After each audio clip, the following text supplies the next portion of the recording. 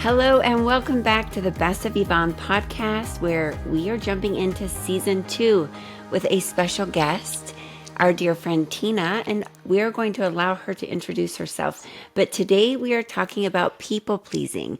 Tina has fallen prey to being a people pleaser, so she's going to tell us all the things about her struggles with people pleasing, how it's affected her business, her personal life, and she's going to share all of that with you today. So welcome to the show, Tina. Well, thank you. I'm so excited to be here.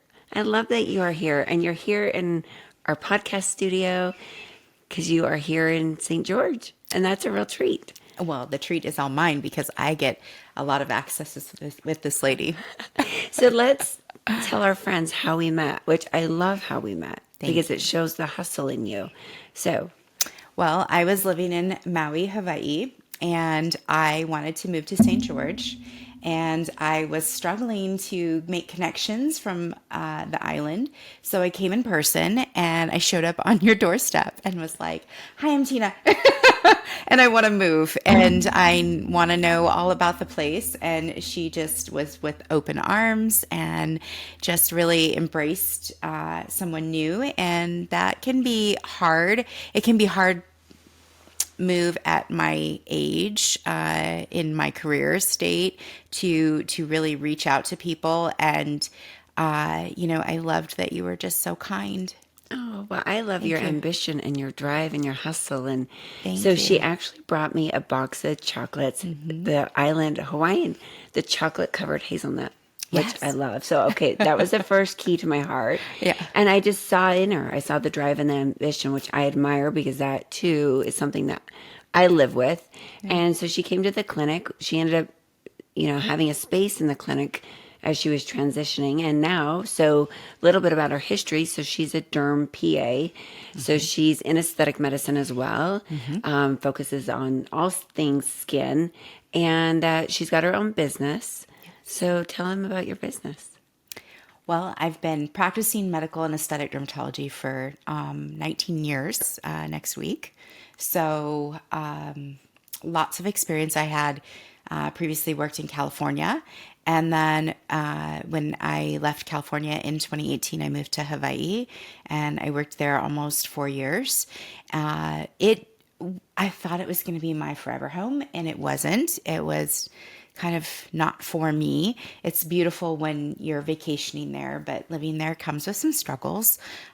So I quickly kind of set my sights to St. George, also being, in my opinion, equally as beautiful as Hawaii, just a different kind of beauty. And so I'd never been here. I came and I had sent a ton of resumes, CVs, tried to kind of figure out what I was going to do. Wasn't really set on opening my own practice, but it turns out that that's what I was meant to do. So, now I have, I still practice in California. Every 2 months, I just go back for a few days, see all my patients and all my family, as well as I'm a nationwide trainer for Revance Aesthetics, one of the top 4. And I then run my practice as well, and I do medical and aesthetic dermatology. So medical, we take insurance. But that's kind of a lot sometimes, and it's sometimes hard to say no to commitments. It ends up leaving me feeling a little frazzled sometimes, wondering if I'm giving my best to every single thing that I want to do, that I want to nurture. You think about sometimes letting certain things go, but then you know that there's some reward in it. For instance, California holds my heart because it holds my family as well. So I get to go back and reconnect with my friends and family when I'm there. But I love training as well, and I wouldn't give that up. I'm nationwide. I don't really say no to that. So when they asked me just last week to go to Alaska in December. And I thought, yeah, but I didn't say no. Anyway, we ended up rescheduling it, so that's good. Well, I have a lot of connections there, so I'll have to have you visit with them because I have some dear students up there. It's a beautiful place to visit. It's definitely like -7 in December and black, dark all day long. Yeah, I've been there in June, but I've yet to be there in December. So I was like, whoo. But yeah, so I actually was just on a phone call the other day, and they said that I've done 35 trainings this year, which puts me in the top 10 for the trainers, which is crazy. Yeah. So I do enjoy it, though. If I didn't, I probably would let that go. But it's great to meet younger injectors and newer injectors, and I feel like I have some, lots of pearls to share. So yes, and I love that. So your business is Derm Haven. it is. You opened your own location, your own building, which is a beautiful kind of a restoration home, right? Yeah. That your husband renovated for you. Yes. Turned it into a clinic. Yes. You want to talk a little bit about that? Sure. So I was leasing space, 2 rooms, and the opportunity presented itself that we could potentially buy a building. We had a condo in Hawaii that we were rented out, and we decided to let that go. And when we sold it, we had to move those funds for tax purposes into another property. And I thought, well, I'm already leasing space, so it just kind of makes sense. And I really feel like it was God-given because it just met all the criteria for that transition to happen.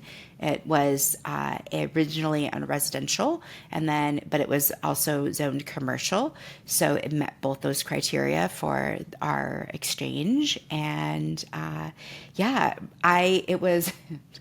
It was empty for 2 decades, so it needed all the work. Yeah. But we kind of picked it up at a really good price, and my husband is able to do those things. So he thought I was crazy when he first looked at it. He was like, "You are insane. This is such a big project." But I tend to be insane in that I can take on a big project and see, I can see the vision. Yeah.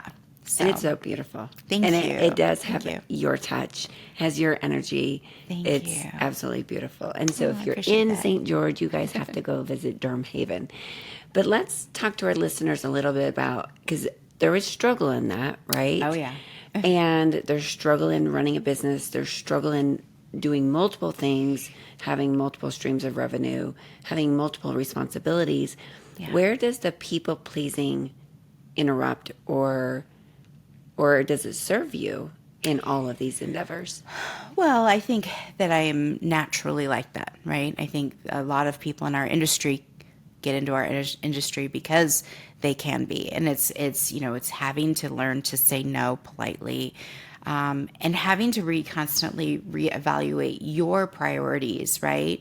So that you can stay focused on the things that you want to stay focused on, and being able to say that, that just doesn't align with my goals and where I'm going right now politely, and say, decline certain invitations and things that you might get. So while I didn't decline Alaska, because it's still training and that still speaks to my heart. But that being said, it's December, and December's a wild month for us injectors. Sure. Mm-hmm. It's a wild month for us personally, right? We've got lots of social events, and it's also saying no to social events sometimes. I have to kind of recognize when I feel that frazzle and just kind of take it down a notch. And I have literally said to my husband, I'm going to sit here on this couch today. I'm not getting up. Like, I can't do anything. Like, I just need to reel it back in. And I think for those of you listening, if you know Tina, she is a social butterfly. I thought I was social. I have lived in this community for over 20 years, and I don't know anyone. I've realized as I've aged and time has gone on, I've kind of reclused, but I see you everywhere. You're always either having a party, you're at a party, you're a part of a party, you're always doing something. So talk about community, because I have a beautiful community here. And I believe in the power of community and women supporting women, reaching back, pulling them up, and then just being there for them through all times, hard times, good times, bad times. What is that community like for you? Well, I am a social butterfly, and I have what I would say is a very large extended circle in that I've made some really nice friendships with local women, and I knew that I kind of needed to when I moved here and I was new.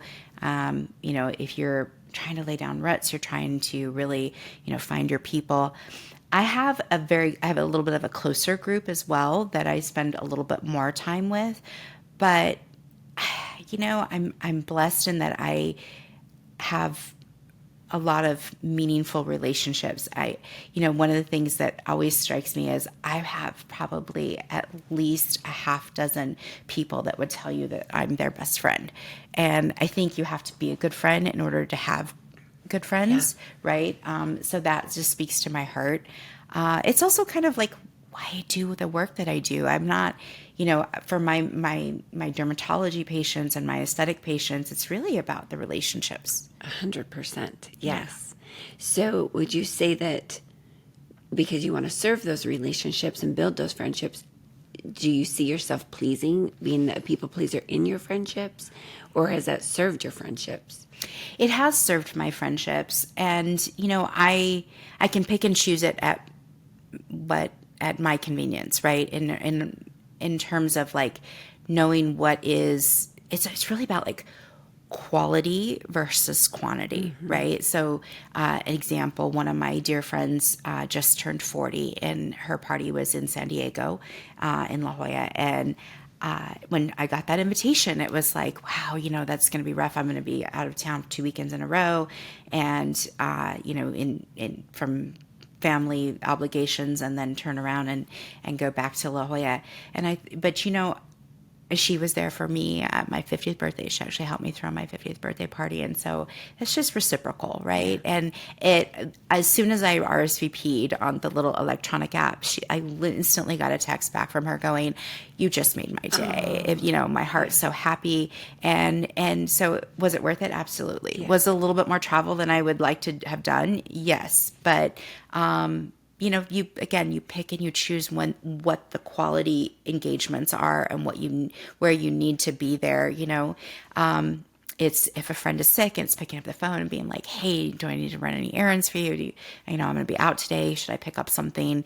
It's just being that kind of person that fulfills me. Right. So that's, why do you do it? Why do you want to please others? It's because it gives comfort in my own heart, and it serves me. So that's why. I love that. Thank you. So on the flip side, the other coin is, when is people pleasing? Is it burning you out? And when you do get burned out, what's your way to come back from that?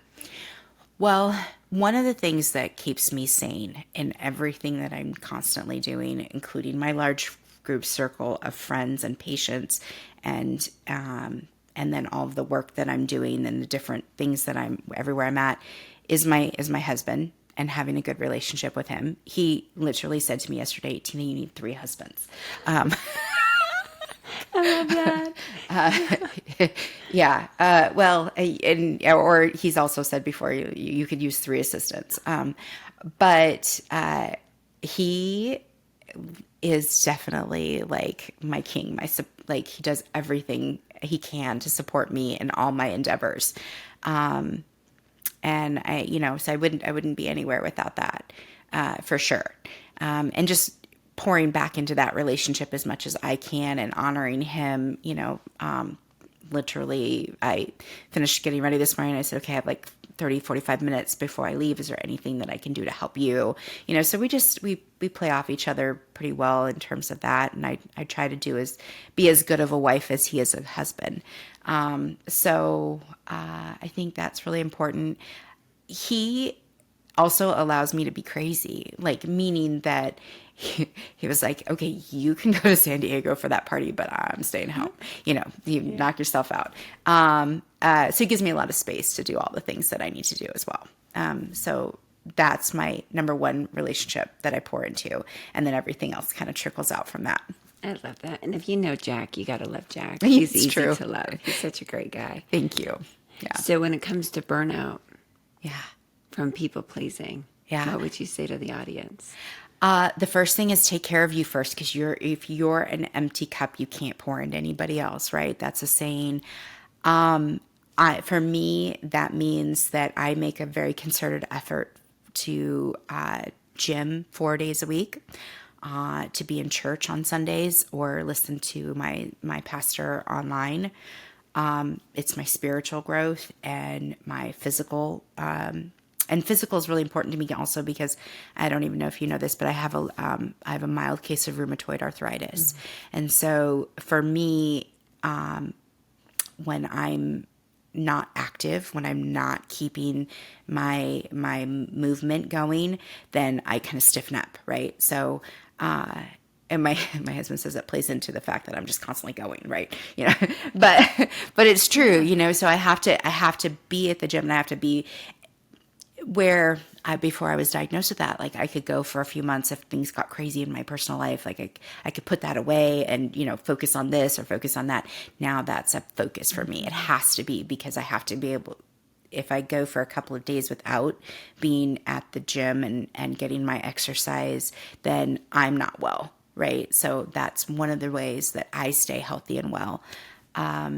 So yeah, feel really, really working on me too is very, very important. As much as I want to please others, I prioritize, and that's huge, right? So my priority is me and my health, and my husband and our relationship, and then my spiritual growth as well. I think are all the things that are really important to me, and then everything else just kind of falls in line. And if I don't have enough time or energy, you know, I think too that the people around me know my heart and know that. And so when I end up saying, you know, I'm not going to make it to this event, you know, they know that I would be there with them if I could. Yes. Right. And that's just who you are. And you show up as that. And I love that about you. Thank you. Would you say that this has really taken place as you've aged? Were you always this self-aware of your own burnout or your own people pleasing and taking care of yourself? Or do you feel like that's something that's come with age? The self-awareness for sure has come with age. And there's still things like, there's still like days where, you know, we all have like traumas from our past and things that we're dealing with, where like it dawns on me, are you doing this because you feel like you're not good enough still? Mm-hmm. Right? Like, you know, that feeling of not being enough, right? Kind of hits you. But that is something I'm keenly aware of in the last few years rather than 10 years ago, right? I was still just trying to be all things to all people, and realizing it's because I don't feel like I'm enough, right? And that just, you know, comes from all the childhood crap that we all deal with, right? And it's just something we work on all the time to improve and to, because I truly feel like that's where we actually have a blissful life and a beautiful life, is when we've cleared some of the muddy stuff from the past. Yeah, you know? Absolutely. Yeah. So for the listeners, is there anything else you want to say to them, or any advice you'd give? Because this is a place where we come together as friends, as community, where we empower and inspire and uplift each other, whether you're in aesthetic medicine or not, whether you've just found us randomly. But is there anything else you'd want to leave with them? You know, I one thing I think is really interesting is, I don't know about you, but I was told 10, 20, 30 years ago as I was raising kids, that multitasking was it, right? Being able to multitask, being able to do many things at once. But that is not it. That's a lie. Because when you're multitasking, your energy and your focus is scattered, and you're really not being able to do anything well. I agree 100%. Yeah. So I really find that that's a lie, and you give up multitasking and focus on one thing before you move on to another thing. My pastor actually said this in church, and he said it before too. Be where your feet are. 100%. Yeah. It present, in the now, right now. And so I think that's key. I think, you know, I utilize, there's some like some tips and some, for being able to manage time effectively, I utilize my notes app, right? So if you look at my to-do list, I can literally it started, well, when I moved here, 3 years ago, my to-do list, because I needed to be able to prioritize, give the things that I needed to be able to do, on the list, and really just kind of like, pound those out and check them off. So my notes, my to-do list, is like, you could scroll on my phone. It's just all these checklists for the last 3 years. But when I feel down or on myself, like that I didn't accomplish something that I wanted to, I can look at those and be like, okay, I've been killing it, right? Like, I'm doing good. So, and then there's some that keep reoccurring.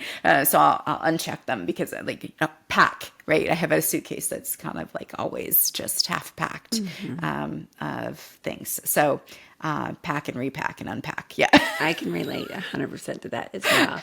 Yeah. So one last thing. Sure. What advice would you give to the listeners of how to show up as their best self? How do you show up as your best self? Well, being present, focused, and really, trying to enjoy where you're at. So it means sometimes tuning out of the emails that you need to check, turning off the social media, really just that. I think that's the key. I think just being where you're at and focused on the people that and it may be that there's a social event and you only get to spend an hour there because that's really all the time that you've got allotted, but be there for that hour. And you know what? Sometimes just when you show up, you get credit for that too. Yeah. I love that. Thanks. Well, thank you, Tina, for being here. So Tina Moussally, PA, Derm PA, you can find her at Derm Haven. Where else can they find you? So dermhaven.com, Instagram, ms.dermhaven. Yeah. And then all over the country. Yeah. Traveling. I always say, when people ask me where I live, I'm like, Delta Airlines. But, well, thank you. Thank you all again for being here with us at the Best of Yvonne, and we will see you next time.